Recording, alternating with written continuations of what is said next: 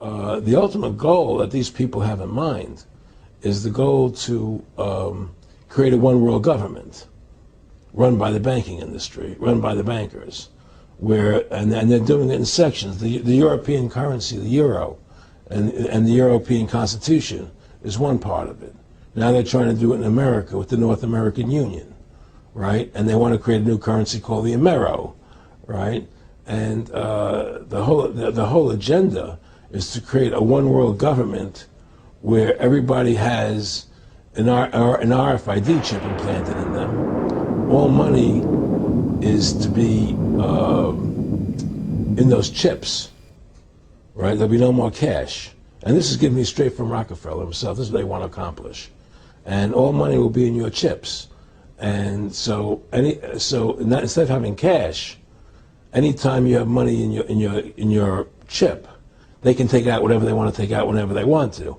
If they say you owe us this much money in taxes, they just deduct it out of your chip digitally. Total control. Total control. And if you're like me or you, and you're protesting what they're doing, they can just turn off your chip. And you have nothing. You can't buy food. You can't do anything. It's total control of the people. And that chip's connected to a database that has your purchasing records, what you do, what everything. you sell. Everything is in there, you know? And so they want a one world government controlled by them, everybody being chipped, all your money in those chips, and they control the chips, and they control people. And you become a slave. You become a serf to these people. That's their goal. That's their intentions. Eric, can you be specific about when you met Rockefeller, how it happened in these discussions? I met Rockefeller through a female attorney I knew who called me up one day and said, one of the Rockefellers would like to meet you. I had made a video called Mad as Hell, and he'd seen the video and wanted to meet me and knew I was running for governor of Nevada. So sure, I'd love to meet him. And I met him, and I liked him, and he was a very, very smart man. And we used to talk and share ideas and thoughts. And he's the one who told me 11 months before 9/11 ever happened that there was going to be an event. Never told me what the event was going to be, but there was going to be an event. And out of that event, we were going to invade Afghanistan to run pipelines from the Caspian Sea. We were going to invade Iraq, you know, to take over the oil fields, establish a base in the Middle East, and make it all part of the New World Order. And we'd go after Chavez in Venezuela. And sure enough, later 9/11 happened. And I remember he was telling me how how you're going to see soldiers looking in caves for people in Afghanistan and Pakistan and all these places. And there's going to be this war on terror, which is no real enemy. And the whole thing is a giant hoax, you know, but it's a way for the government to take over the American people. He told you it was going to be a hoax. Oh, yeah. Oh, yeah. There's no question. He says, there's going to be war on terror. And he's just laughing. There's no... Who are we fighting? I mean, why do you think 9/11 happened and then nothing's happened since then? Do you think that our security is so great here that these people who pulled off 9/11, who were able to, can't knock down another plane? Come on, it's ridiculous. 9/11 was done by people in our own government and our own banking system to perpetuate the fear of the American people into subordinating themselves to anything the government wants them to do. That's what it's about, and to create this war, this endless war on terror. And that's why and that was the first lie. And the next lie was going into Iraq, you know, to get Saddam Hussein out with his weapons of mass destruction. That was the next lie. Now, specifically, this was a little over 6 years ago? This was 11 months before 9/11. Yeah. And Nick Rockefeller, who's a lawyer, he's become your friend over the previous years, and he's saying to you that there's going to be this big event, and then out of that we're going to have a war on terror, and it's just going to go on and on. Right. An endless war on terror without any real enemy. That you can never, so you can never define a winner. And did he say that it's going to be perfect because you can't define an enemy? It just goes on and on? Yeah, because you can't define a winner. There's no one who's going to beat, so it goes on and on forever. And they can do whatever they want. They scare the hell out of the American public. Look, this whole war on terror is a fraud. It's a farce. It's very difficult to say it out loud because people are intimidated against saying it. Because if you say it, they want to make you into a nutcase. But the truth has to come out. That's why I'm doing this interview.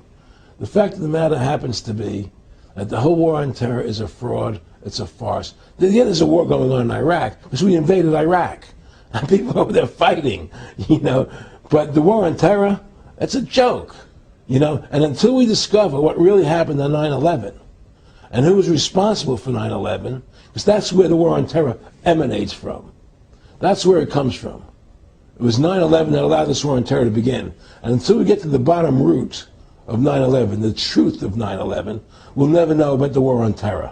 Aaron, you said that he was, and I think it's important, and I know this about the Rockefellers from Dr. Dennis Cuddy and many others who literally, you'll be 20 years old in a lunch line at college, and there's David Rockefeller. And they're experts at recruiting and getting what they call players, and that clearly he was, I want to make it specific and just get you to reiterate what you said last night about you got 30% of the vote, you were having an effect, you made mad as hell, they knew that you'd started the Constitution Party, they knew that you were somebody who was taking action and getting things done, you'd already made some big films, had a lot of other successes, right. So they were trying to recruit you, and didn't it come down to the point of, hey, we are here to recruit you, and don't worry, your chip's going to say, don't mess with us, this guy's don't touch. Yeah, yes, that did happen. I was definitely being recruited, but it's more subtle than that. Well, in your words, just go through the process, and then what he said. Well, what it is remember, we were friends, and we used to go to my house a lot. We'd have dinner, we'd talk, and he'd tell me about business investments that he'd get involved in, or they would help me with this business investment or that business investment.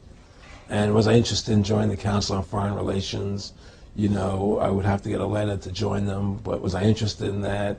And, just stuff, leading you on.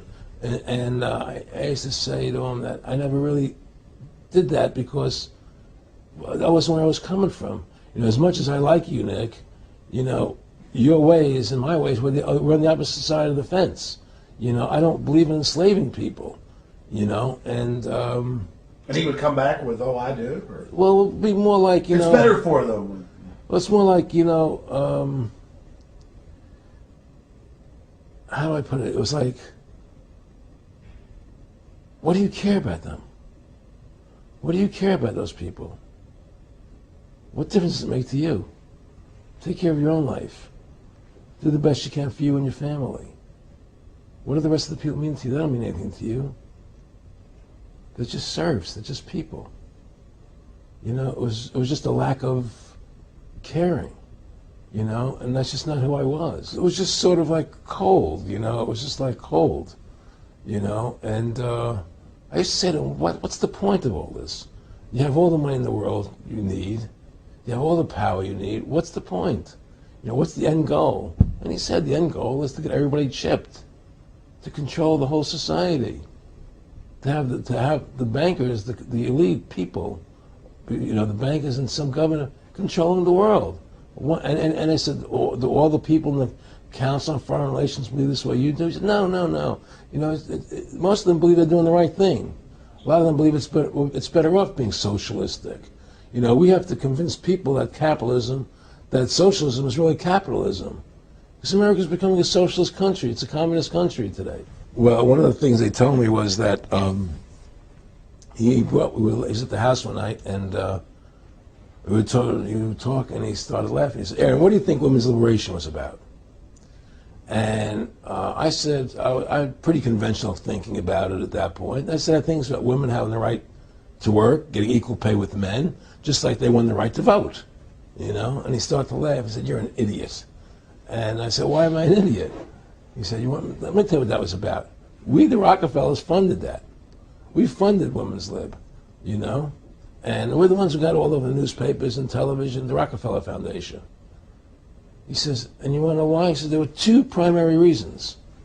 And one reason was we couldn't tax half the population before Women's Lib. And the second reason was now we get the kids in school at an early age. We can indoctrinate the kids how to think. It breaks up the family.